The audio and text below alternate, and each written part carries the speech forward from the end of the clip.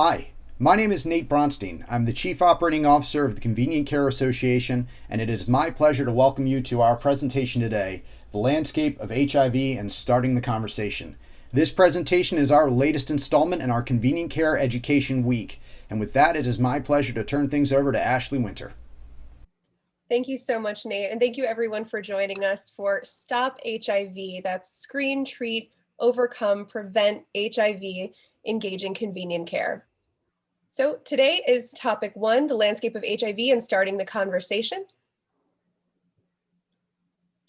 If you'd like to attest for credit for this program, we offer 2 different types. You can go through the APHA for up to 1 Category 1 contact education hours, or through PIM for AMA Category 1 credits. This program is jointly provided by the Postgraduate Institute for Medicine and DKB Med. And now for our wonderful faculty, we have Justin Alves, EHIV Review Program Director and Clinical Nurse Educator in Boston, Massachusetts. Justin, I'd love for you to introduce yourself to the group. Ashley, thank you everybody for having me today. I'm really excited to be here. I am an HIV or AIDS certified registered nurse and a certified addictions registered nurse. I'm really excited to talk about what we might be able to do in convenient care to work with people living with or at risk for HIV. Thank you, Justin. And we also have Melinda Pipik, sexual health peer mentor with CVS Minute Clinic in Chesterton, Indiana. Melinda, I'd love for you to introduce yourself to the group. Hi, very excited as well to be talking about this topic with everybody. My name is Melinda Pipik. I am a nurse practitioner, family board certified. I am currently employed with CVS Minute Clinic, and I work in the convenient care / retail setting. Prior to this, I was an upstate lead clinician for Planned Parenthood of Illinois, where we rolled out PrEP and offered PrEP services to patients. Thank you very much, Melinda. Mm-hmm. Faculty disclosures, we want to let you know that Justin and Melinda have reported no financial relationships. Although we won't discuss unlabeled or unapproved uses of tenofovir and emtricitabine in this session, we will in topic 2. All activity, content, and materials have been developed solely by the activity directors, planning committee members, and faculty presenters, and are free from influence from a commercial entity. This activity was made possible through an educational grant provided by Gilead Sciences Incorporated, and again, it has been solely developed by the planning committee members and faculty presenters. Our learning objectives for this program are to describe the role of convenient care clinics in improving HIV prevention and care, and to identify recommended HIV screening protocols and develop a plan to implement them in convenient care clinics. There will be a question and answer portion of the program at the end of our session. Please use the question feature in Zoom during the course of the presentation to ask your questions. We will answer them at the end. QA will follow the presentation itself. Alrighty, and right now I'd like to hand it over to Melinda for our pre-test. Excellent, thank you so much, Ashley. So we're gonna start asking a few questions, kind of test your knowledge of where you are before we do this webinar. Question 1, approximately what percentage of new HIV infections are linked to people who are unaware they are living with HIV? So I'll just read it one more time. Approximately what percentage of new HIV infections are linked to people who are unaware that they're living with HIV? We have 4 options there: 10%, 20%, 30%, or 40%. Something kind of mull over, see where you're at with your knowledge. So we're going to go on to the pre-activity question number 2. Most new HIV infections occur in which age group? Is it 25 to 34 years, 35 to 44 years, 45 to 54 years, or 55 to 64 years? So we want you to put down which group you think sees the most new HIV infections by their age. Okay, question 3. Screening for HIV is recommended for which of the following patients? A 26-year-old man who has sex with men, a 34-year-old pregnant married woman, a 47-year-old heterosexual married man, a 61-year-old heterosexual widowed woman, or all of the above? So who does the CDC recommend we screen on those patients?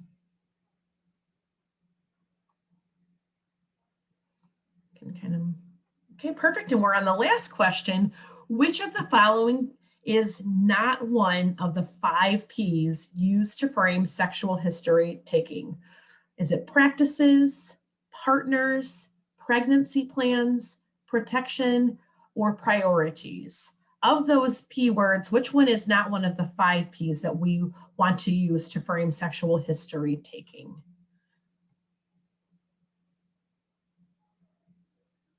And if you can kind of think about that for a little bit, and if we have enough feedback, we'll go on. Okay, so we can move into the landscape of HIV, and where does convenient care fit in all of that? So first we want to talk about where we are with HIV in the United States. So in the past couple of years, the US Department of Health and Human Services launched an initiative, and it's to end the HIV epidemic. It's called a Plan for America. And there's an overall goal that we want to reduce 75%, by 75%, the new infections of HIV in the United States by 2025. And then further, by 2030, we want to reduce the new HIV infections by 90%. And we want to go about that with 4 different ways. Number 1, we want to diagnose all people with HIV as early as possible after infection. We want to treat the infection rapidly and effectively to achieve sustained viral suppression. We need to prevent new HIV transmissions by using tried and true proven interventions, including PrEP, or pre-exposure prophylaxis, and syringe services programs. And then finally, we want to respond quickly to potential HIV outbreaks to get needed prevention and treatment services to people who need them. So when we talk about who is living with HIV and AIDS in the United States, as of 2018, the estimate was about 1.2 million people in the United States are living with HIV. Of those 1.2 million, 14% are unaware of their diagnosis. So we know there's about 38,000 cases, new cases annually. Now of those 38,000, 69% are men who have sex with men, or MSM, 24% are heterosexual, and 7% who inject drugs. Overall, new infections are decreasing, except in people who inject drugs and in Hispanic, Latinx, American Indian / Alaska Native population, the Pacific Islander population, and amongst Native Hawaiians. 20% of new diagnoses are in people 13 to 24 years old. So then if we overall break this category of new infections, which we said is approximately 38,000 per year, we break those numbers down by age.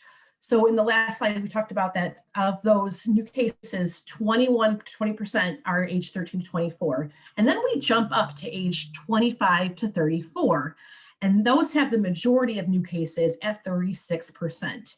As age increases, the rates of new HIV infection by age go down, so that where we see over 55, patients only account for about 10% of new cases. And then if we break those new cases down by transmission, so the overwhelming majority of patients who transmit HIV are through sexual contact. So MSM contact accounts for 66%. And then you go down the line where heterosexual contact among females is 16%, heterosexual contact amongst males is 8%, and then the rest of the categories is injection drug use. But the majority of transmission happens via sexual contact.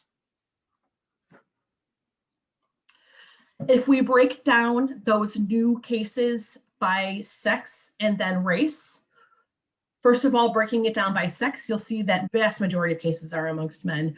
But a similarity between male and female, when you break down the sex, the race and ethnicity, you'll see that the Black and African American community are very hard hit with this and represent 39% of men who have new HIV infections, and for women, it's over 50% who have diagnosed new infections. And then breaking it down, you see that the Hispanic and Latino population account for a large portion, as well as the white population. So what we know is with current testing strategies, many people are identified in later stages of their disease. So about 40% of new HIV diagnoses due to sexual transmission are linked to individuals who are unaware of their HIV status. So right off the bat, we know that 15% of people who are walking around with HIV do not know their status. And then we know further that 45% of youth aged 13 to 24 with HIV also do not know their status. We also know that once people know their serostatus, their risk behaviors change drastically. So we know that risky behavior goes down once patients find out that they're HIV positive. Earlier testing leads to earlier diagnosis and linkage to care. Earlier testing means better survival for the individual, and it means, very importantly within the community, there's a key transmission blocking step within the community to stop spread. And if you see this U equals U, I'll talk about it in the next slide, but it refers to undetectable equals untransmissible. So this is a really important information, really important studies that were conducted in the past few years, actually since 2000. 2 studies here, one of them dealing with condom sex and one of them dealing with condomless sex. So particularly if you look at the opposites attract study, 1,166 different couples, that means one partner is HIV positive and the other partner is not. When those couples engaged in condomless sex and the HIV positive partner had an undetectable viral load, there was 0 transmission of HIV. This is and this was across actually both studies, that if the partner who had HIV was treated and had adequate access to care to the point where their viral loads were down, they were keeping their partner safe and they were not transmitting HIV to their partners. So U equals U is very important. Undetectable means untransmissible. And then based on these major studies, the World Health Organization and the Department of Health and Human Services adjusted their guidelines, and they recommend ART, which is antiretroviral therapy for persons living with HIV and AIDS for the prevention of the transmission of HIV.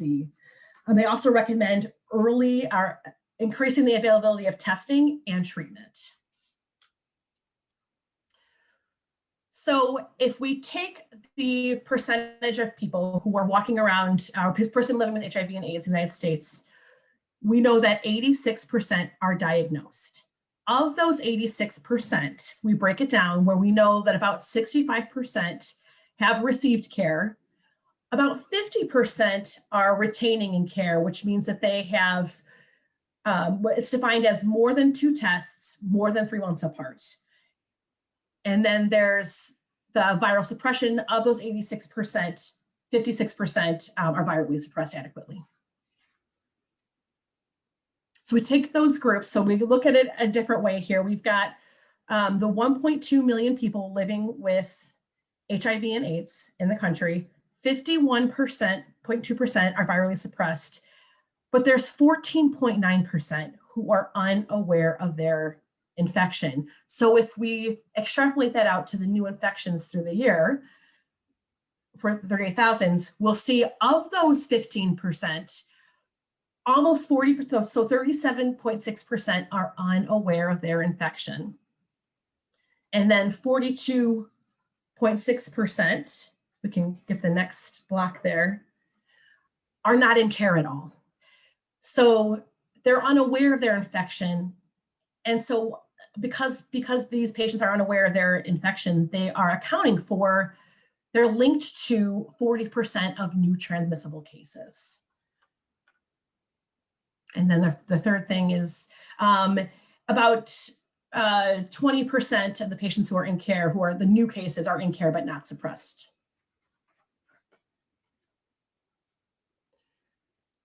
Again, breaking this out, of our 86.2% who are aware of their diagnosis, we break it out by age. So of the 86.2 new cases, percent of the new cases, only 55.1% of the 13 to 24-year-olds are officially diagnosed. That number goes across the lifespan. It increases as we age. And so we get to the point where even though patients over 55 only account for 10% of the new infections, 95% of those patients are aware of their diagnosis and have been formally diagnosed. So now let's break down this diagnosis, receipt of care, the retained in care, and the viral suppression. And we can break that down and compare it by age. So the 13 to 24-year-olds, of which are only 55% are adequately or are aware of their diagnosis, are diagnosed. Only 33% of those patients are virally suppressed, and only 32 of those patients are retained in care. As patients are aging, as their age increases, you see more compliance, you see more access to care. You see their numbers are telling us that these are patients who are staying in care and they're retained in care, where you see the over 55-year-old who is 95%, 95 of those percent of those cases, the patient is aware, and 64% are virally suppressed, which is very good. Okay, next slide. And then we break that down. Instead of comparing it by age, we compare these categories by race and ethnicity. And so across the board, you see it's pretty stable across the board in terms of viral suppression based on race and ethnicity, staying in the 50% across the board. Retention of care is the lowest for all of these groups, where it's 44 or 50%. Okay, so let's talk about the current CDC guidelines for HIV testing, which you will hear a lot during this presentation because it's very important. What we know for sure is that when you test, if you only target patients and you target testing based on risk alone, you miss about 20% of persons who are living with HIV. So we want to really widen the net. The CDC recommends that all persons aged 13 to 64 years should be screened for HIV at least once. Caveat, unless prevalence of undiagnosed HIV infection in the area is 0.1%. Who else should be screened for HIV?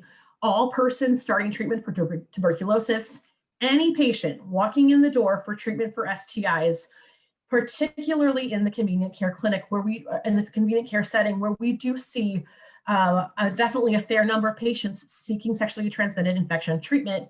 Those patients have to be also simultaneously screened for HIV. It's not good practice to test for one, but not the others.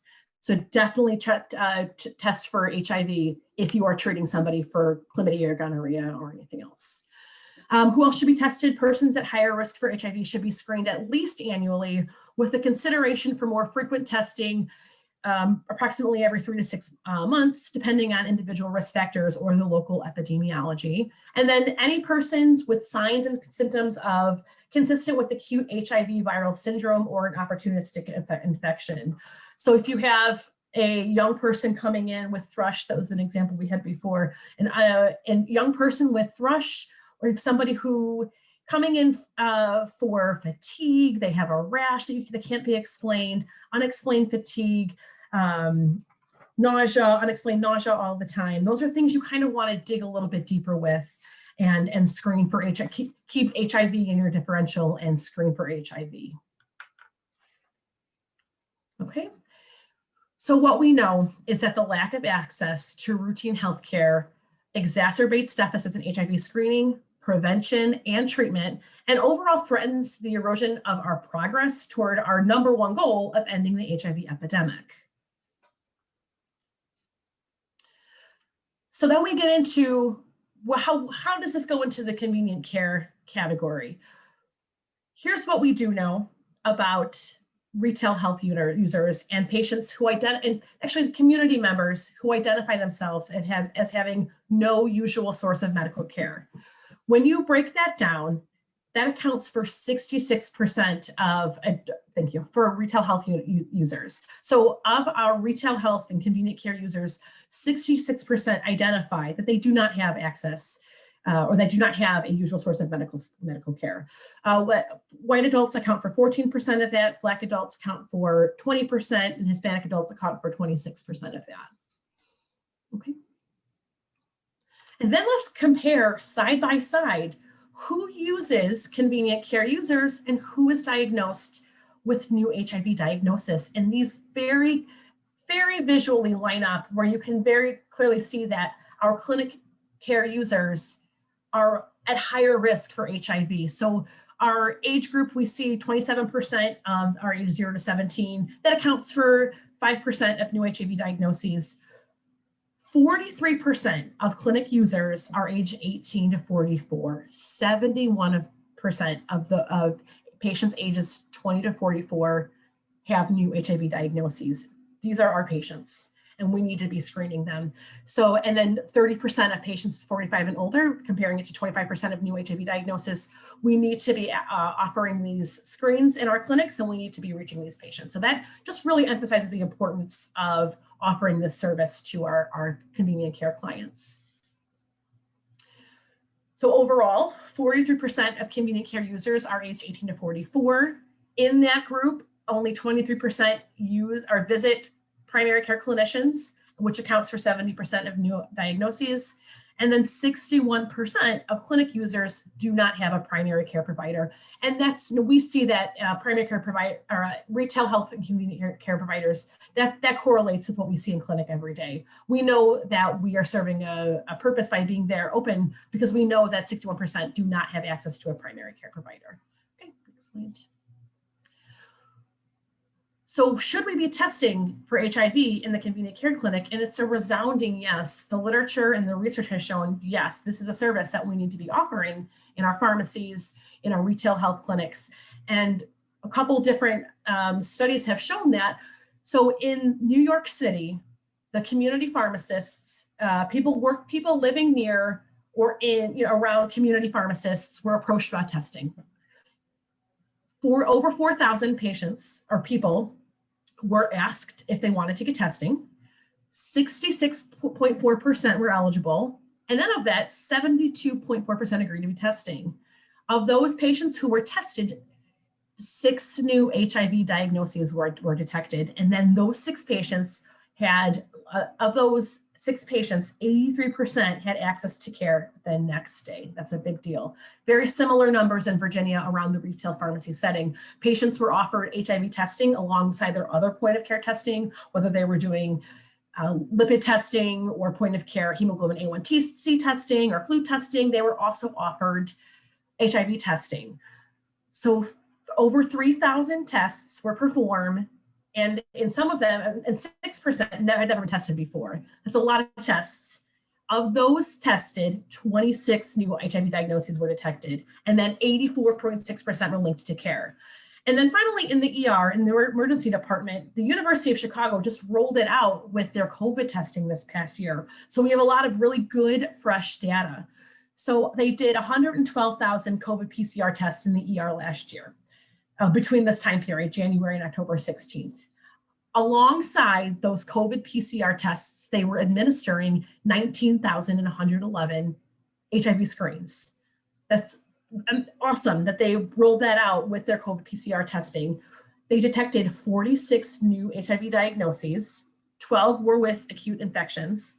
They saw a higher detection of acute HIV infection than 4 years prior. So other EDs who were not incorporating HIV testing into COVID testing were not doing as much HIV testing overall, and they saw a 25% decline in acute HIV infection, whereas where the testing was being done, the rate of acute infection was going up. So it's very important to test and offer testing to patients when they're coming into you. All patients at the University of Chicago were linked to care, and they initiated ART treatment within 1 day from the median of 1 day from the time of their results of PCR. There is a need for HIV testing in the community care setting, and this helps us demonstrate why there's a need.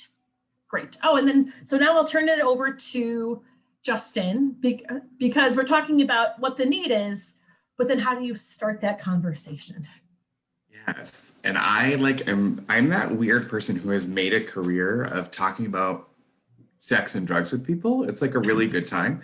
And so I'm going to give you guys some of my tidbits for how do you even have this conversation? How do you go from stitches to like viral loads without the patient freaking out and without you getting nervous? And I think that that's a really, Melinda, do you think that that's an easy thing to do in your practice? Do you think you struggle with that?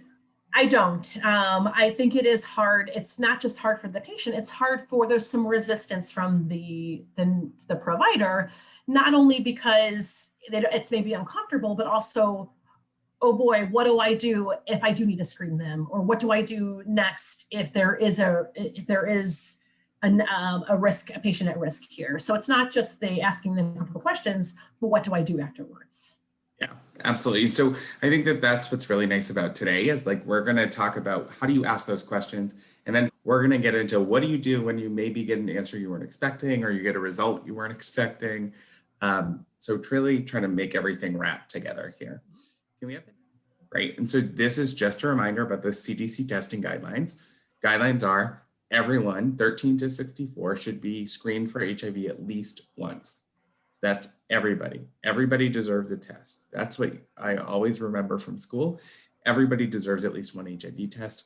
And then in the pink, I think what's really important to remember is there's some people who deserve more than one, right? So if you are at recurrent high risk or increased risk for HIV, so you're a man who has sex with men, you're somebody who might inject drugs and share drug equipment, you're a transactional sex worker, or just if you are having sex in a place with a high seroprevalence. So we know in the American Southeast, 50% of new HIV infections occurred in those states, right? So if you are just the heterosexual woman, but you have more than one partner and you're having unprotected sex, maybe you're somebody we should be screening more than once, right? And I think, again, just Melinda sort of talked about this, but always be mindful. If somebody is describing symptoms of acute HIV to you, you want to make sure you're ordering the right test, because we don't want to miss something and give somebody incorrect information. And we'll go over the right test in the next sort of section tomorrow, but that's just a little, my star asterisk reminder. Make sure we're ordering the right test. Next slide. And so how do you take a routine sexual history? And so I always say the easiest way to do this is to just be naturally curious.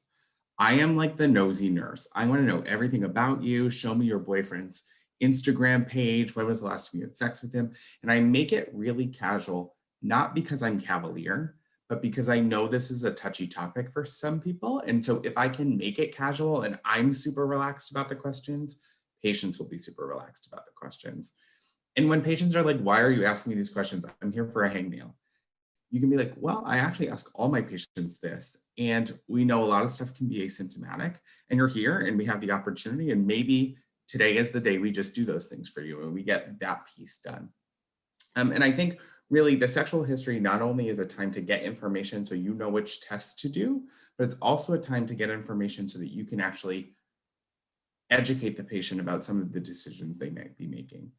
Okay, so when we look at estimated per act probability of acquiring HIV, always remember, despite all of that information I told you about those high-risk groups, none of it matters. What matters really and truly are the acts that people are doing. If you are a woman who only has anal sex, you can see you are in the second highest risk category after blood transfusion, right? And to put things in perspective, this risk per 10,000 exposures, people who are having receptive anal sex are at higher risk for HIV acquisition from one encounter than is somebody who's sharing injection drug equipment. And so I think that this is sometimes a stark reminder for all of us that even in our people who inject drugs, we got to be asking about sex. We can't just assume that risk only comes from sharing injection drug equipment. And again, really helpful reminder, especially if you have patients coming in for NPEP or non-occupational post-exposure prophylaxis, like how nervous should I be? Right? Like what kind of a needle was it? What kind of an incident was it? How nervous should I be about my risk? Next slide. And so this is really the sexual history taking checklist. You want to establish rapport with the patient. That's why I say I'm like almost overly effusive in talking with patients so that they feel comfortable with me and sharing information with me. And then I try to create a really safe environment and really remembering that like universal trauma precautions are what we're using here, right? There's a lot of feelings people have about sex. Some people are really comfortable, some people are really not. And so if we can make this an opportunity for patients to tell us things about themselves, that can be really helpful and powerful. I always say start by asking permission before you go into all these questions so that you know that it's okay that you ask these questions. And also don't make disclosure a requirement for getting the testing that people are seeking. And so sometimes patients don't want to tell us stuff, but they want the test, right? And so it's not my job to try and make you unearth all of your trauma sitting here in my waiting room. Like, let's just do the test and we'll talk about it after the fact. We'll get down to the nitty gritty later. Always use gender and sexual orientation neutral language. Obviously for me, I try to think of this in a very easy way, but I think for a lot of providers, this is different, right? Talking about a person who gets pregnant rather than a woman who gets pregnant is sometimes unusual for people to sort of change that language, but it makes a huge difference for the patients who it affects. And so I think if we can use gender neutral language, sexual orientation neutral language, talking about partners instead of a husband or wife, you're going to be in the clear. Addressing the 5 Ps, we'll go over what those are, but that's how we sort of make sure we hit all of our boxes when we do our sexual health history. Talk about sexual function. Are you enjoying sex? Is it working? Is it doing what it's supposed to be? And then really wrap up the encounter. Tell people what you heard, the education you provided, and then the testing that you're going to do and the follow-up for that testing. What is that going to look like for people next? Next slide. So here's my big caveat. I got ahead of myself, guys. This sometimes happens. But so when you set the stage, you really want to create a really safe environment for folks. Tell people why you're asking questions about sex. It's not just to be a nosy nurse. I joke, I'm the nosy nurse, but I also want to make sure that everything about you is well. And so for people who are not engaged in primary care, people who are not regularly engaged with clinicians, you may be the first person that they've seen who they can tell things to. I will also say for people who are engaged in primary care, you might be the safe person to talk about sex with. You're like the one-off that I can tell what happened on Saturday night and I don't need to tell my long-term provider that I like went on vacation and, did something that I thought was reckless.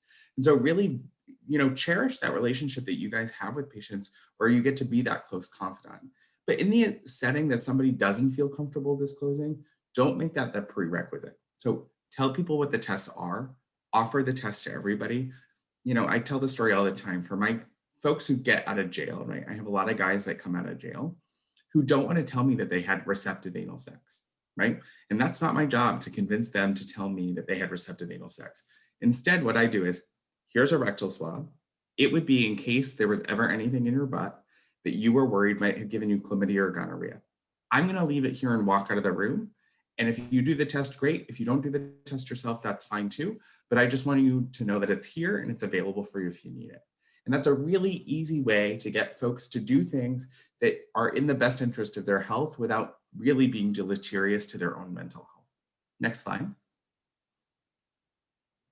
So what are the 5 Ps? Partners, practices, your past, right? Past history, protection from STIs, and pregnancy. So remember, partners, practices, past history, protection, and pregnancy. Next slide. So talking about partners, really you want to get first to the point, are people sexually active? And I always say, are you sexually active even a little bit? Because sometimes patients define sex differently, right? Like you may be working with somebody who doesn't think oral sex is sex. And so they have no sexual partners. And you're like, well, why are you here? Like, why are you here with your sore throat, concerned about something? And you find out that they actually have had oral sex with over 50 people. And you're like, okay, well, you have some partners then. Then the next question is, what are the genders of your partners? Or do you have sex with men, women, or both? I'll be honest, I ask this question differently based on the age of the person in front of me. I know that's probably ageist. Please don't write a comment. But in terms of my older patients, they're much more comfortable with men, women, or both. My TikTok generation patients, if you ask them about what are the genders of your partners, they're totally on board. They understand that lingo, and they're going to be able to provide you with those answers. And then how many people have you had sex with in the last year? This can be a super loaded question for some folks. So if you get sort of any hesitation at all, I always say, bring it back. How many people have you had sex with this week? Is that an average week for you, right? Is that a normal week? And then we can kind of do the math in our own head. So if someone says, oh, I have like one partner a week, we know that they're having more than 50 sexual partners in a year, right? And folks often don't want to say 50 because that sounds like a big number.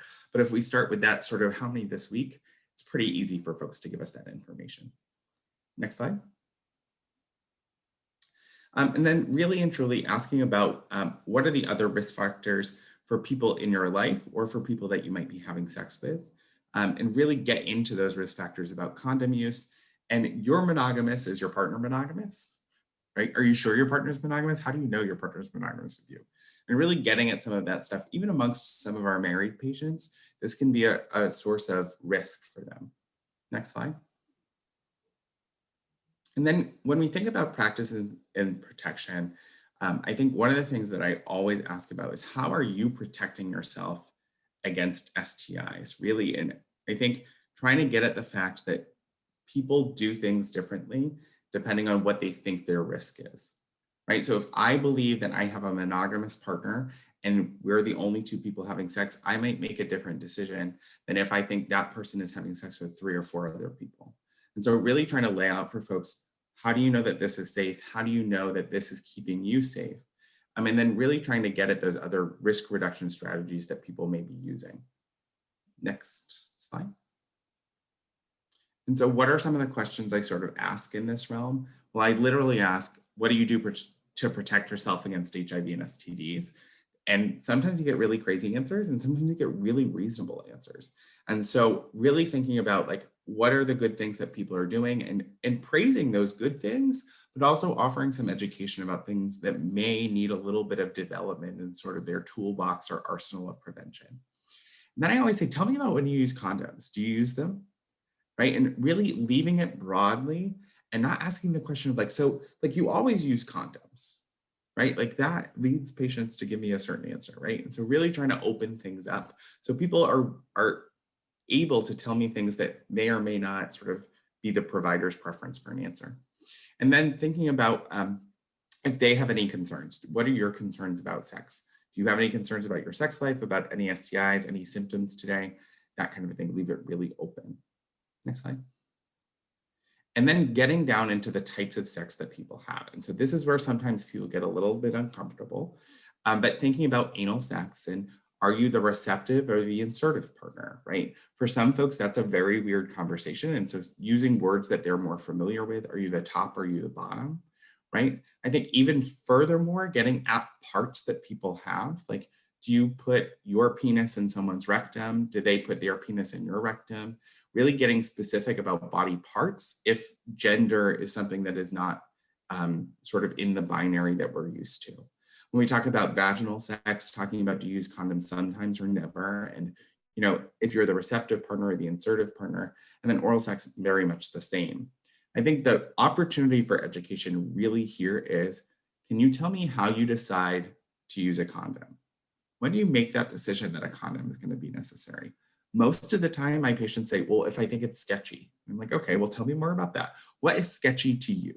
Because what's sketchy to you may not be sketchy to me, right? And like, I've literally heard, well, he was a doctor. And I'm like, okay, well, that does not mean anything, right? Like, let's talk about what that means and how do you make those decisions in a better, healthier way for you and not make assumptions based on what you think, but based on information that you have. Next slide. And so the next sort of questions are about other practices that people may be engaged in. And so asking things about transactional sex work, asking things about injection drug use or sharing drug works, asking people questions about whether or not they're having sex while they're under the influence of substances, because we know that people under the influence of substances may make different decisions than they might make if they weren't under the influence of substances. Again, these are sensitive questions. Preface it with that. Do you mind if I ask you a couple more sensitive questions? And if patients don't want to give you this information, that's fine. Move on. I will say in Massachusetts, we have a huge overdose problem. And so I always try and get more information about drug use because even in people who don't use opioids, there is a risk for overdose. So this is a great opportunity to sort of talk about that and sort of work that into your practice as well. Next slide. Past history of STI, this can be really helpful in determining whether or not somebody has a recurrent issue, right? If there's clearly a knowledge deficit about what may be putting someone at risk. For instance, somebody saying, I don't understand why I keep getting syphilis, I only have oral sex. Well, you can get syphilis from oral sex, right? And being able to provide that education to folks to learn ways to maybe limit their sexual network to prevent some of those infections. And again, patients are not going to necessarily remember what STI they had, but they will remember the treatment, right? I had to take a pill, I had to take a shot, I had to take shots every, week for 3 weeks. So those kinds of standardized treatments are all available in the CDC website, and you can look them up if you're not super familiar with them. But I think it's helpful to provide information to patients and to you about the risks that people may be engaged in. Next slide. And then really and truly, we want to be asking about, have you had an HIV test before? And if so, did you get the results? Right? There's so many patients who didn't get the results because they were afraid or nervous about what they might be, or they assumed that they were negative. I can't tell you the number of times patients have told me, well, I thought it was negative, nobody called me. And the result was sitting in the computer in a hospital somewhere positive, and nobody knew, and nobody had engaged this person in care. And so really at this point, this is when I try to make the plan for when are you going to come back and get this result? And if it's a super, super stressful time or a super stressful test where someone's saying, okay, no stress, you're going to come back and see me on Tuesday. Either way, we're either going to start you on PrEP, we're going to start you on HIV treatment, you're just going to see me Tuesday. No worries. You can get the test done today, right? And really trying to alleviate as much of that stress as possible because you're the provider and you know what's going to happen next and you're going to be able to help them, right? Next slide. Talking about pregnancy plans, again, really trying to be thoughtful about, using gender neutral language and talking about pregnancy, but also not assuming people want or don't want a pregnancy. And so I always say, have you thought about pregnancy at all? What are your feelings? How are we feeling about pregnancy? What would happen if you got pregnant today? Right? And really trying to lay out those questions to people and then going from there about some of the options that folks would have if they became pregnant and they didn't want it, or if they became pregnant and they did want it. And using this as an opportunity to talk about, reducing alcohol use at time of conception, or using prenatal vitamin if you're trying to get pregnant, or vice versa, talking about contraceptive methods. Do you need a LARC? Do you need a long-acting reversible contraception method because you're a young person who doesn't want to be pregnant for the next 10 years, right? So really using this again as an opportunity to talk about other, health issues for people who might get pregnant. Next slide. And so at the end of all that, you've asked all these really personal questions, and maybe patients have yes or no you to death, or maybe they've they're super talkative like me and they've told you their whole life story. And so either way, what you want to do is wrap that up with a nice bow. What I heard you say today, thank you so much for sharing this information with me.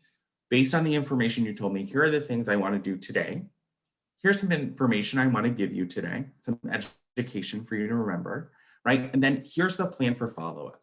So should these results come back positive, should you want to come back in and get this test result with me in a week, this is what we're going to do next. And I think that that's a really nice way to sort of leave the patient feeling like they did something really productive for their health. And at the same time, really having this wonderful prevention outlook to keep people well in the setting of maybe something they weren't expecting. And so I think that's it for slides, right? No, that's a lie. One more slide. Meet the patients. So this is the next really cool thing that I want you all to think about doing. Having conversations about like penis and rectum, penis and vagina, that is like a skill, right? Like I didn't just like become a nurse and know how to talk about sex with patients. It's practice. I do this every single day. I talk about sex. And so what we've done is we've actually created a couple different patient scenarios with real life actors. So you can actually go through the motions of being able to assess these patients, have conversations with patients who are real people so that you get the rhythm and the feel for how to do this so that in the moment when you have to do this with a real person, you're not sort of fumbling for your words. I highly encourage you guys to sign up for this. I think it's going to be super helpful. And you will get an email invitation for that. So just keep an eye out for that. And then now we're going to do the post-test questions. So ready? Get by your keyboards.